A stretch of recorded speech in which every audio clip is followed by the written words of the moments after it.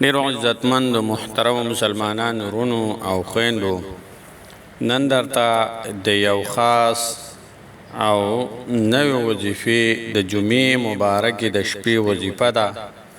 ډیره طاقتوره، ډیره برکتی او ډیره پاورفل حاجت والا وظیفه د محترم وظیفه د هغه چا د پاره ده چې څوک وایي چې زه پیسې ډیرې ګټم، یعنی کور ته پیسې ډېرې راځي خو پته یې نه لګي چې په کم طرف لاړې شي، څنګه ولګي محترمو. یا وایي محترمو پیسې را سره نه وي، مال او رزق کې برکت نه وي محترمو. د هغوی دپاره د برکت دپاره ډېره مجربه وظیفه د محترمو. یا یو انسان وایي چې بیماریږم او هسې بېسا فضول رانه پیسې په بیمارۍ ولګي خو لیکن ټیک نشم. نو محترمو هغه کسان چې دا درې مسلې ورته وي، نو محترمو هغه د دا وظیفه وکړي، الله جل شانه به هغه دا درې مسلې به ورته خود به خود الله جل شانه حل کړي. بسم الله الرحمن الرحیم. السلام علیکم ورحمة الله وبرکاته. ټول تعریفونه د رب ذوالجلال د پاره چې خالق او مالک او پروردگار د کل عالم دی، او درود پاک په خاتم الانبیاء حضرت محمد صلی الله علیه وسلم باندې. امید د رب ذوالجلال نه ساتم چې تاسو بروغ جوړ یې، په صحت با برابر یې. الله جل شانهم د دنیا او آخرت ټول خوشحالی نصیب کړه. محترمو دا نننۍ وظیفه دا ډیره خاص وظیفه ده او نوې وظیفه ده محترمو د جمعې مبارک د شپې وظیفه ده، او د جمعې مبارک شپې ته الله جل شانه د ټولې هفتې په ورځو کې یو مقام ورکړی دی. د ټولې هفتې د ورځو او د شپو د سردار شپه او ورځ د محترمو.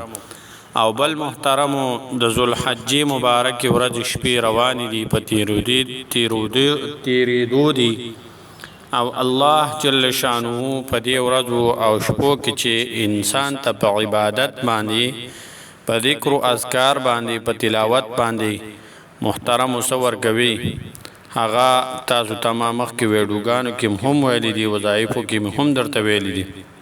محترمو ډېر لوی مقام او مرتبه ده د دې شپو او ورځو د ذوالحجې د دې لسو شپو او د ورځو.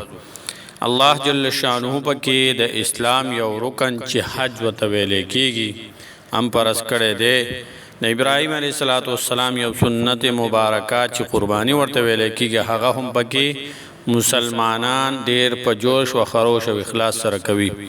نو محترم د دې ورځو ډېر فضیلت دی، او بیا د جمعې مبارک شپه چې پکې راشي نو هغې نور علی نور دی محترمو. نو دا وظیفه د زیارت په ورځ او د جمعې په شپه باندې د محترمو. راځو وظیفې طرف ته. وظیفه د هغه چا دپاره د محترمو چې د چا په مال او په حال کې برکت نه وي، پیسې ورته راځي لیکن پته ورته نه لګي چې په کم طرف راړي او په کم طرف لاړي، برکت پکې نشته. او بیماری داسې بیماری دي چې هغه علاجونه ډېر وکړل لیکن ستړي شو او هغه بیماری ختمه نه شوه محترمو. نو دا د هغې دپاره، او چې د چا یو حاجت وي ډېر اوږد ناممکنه حاجت وي محترمو، نو هغې دپاره دا وظیفه هم کولی شي محترمو. د جمعې په شپه باندې د ماسخوتن منپس چې تاسو ته فارغه ټیم ملاو شي، تاسو به یو سایډ ته کښېنئ، په اودس کې به دا وظیفه کول وي، ځکه چې په دې کې 2 رکعته لمونځ دی محترمو. 2 رکعته نفل لمونځ به وکړئ، بیا به د هغې نه وروستو درود ابراهیمی وي، او که هر درود شریف وي دا به تاسو یو تسبیح یعنی 100 مرتبه ووایئ، 100 مرتبه. بیا به د هغې نه پس محترمو 100 پیرې دا استغفر الله ربي من كل ذنب واتوب اليه، استغفر الله الذي لا اله الا هو الحي القيوم واتوب اليه، استغفر الله. دا صرف استغفر الله هم ویل شي مسلمانانو محترمو.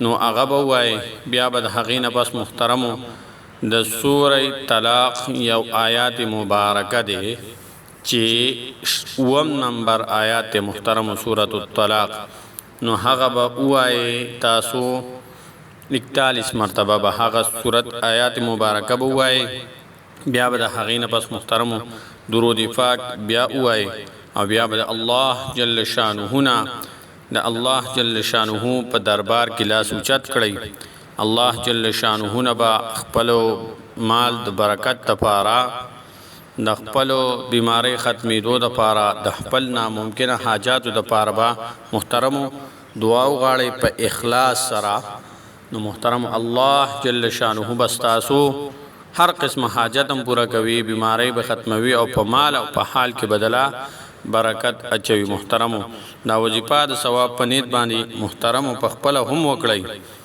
او د ثواب پنيت باندې نور خويندو او رونو سره هم شیر کړي محترم السلام علیکم ورحمت الله وبرکاته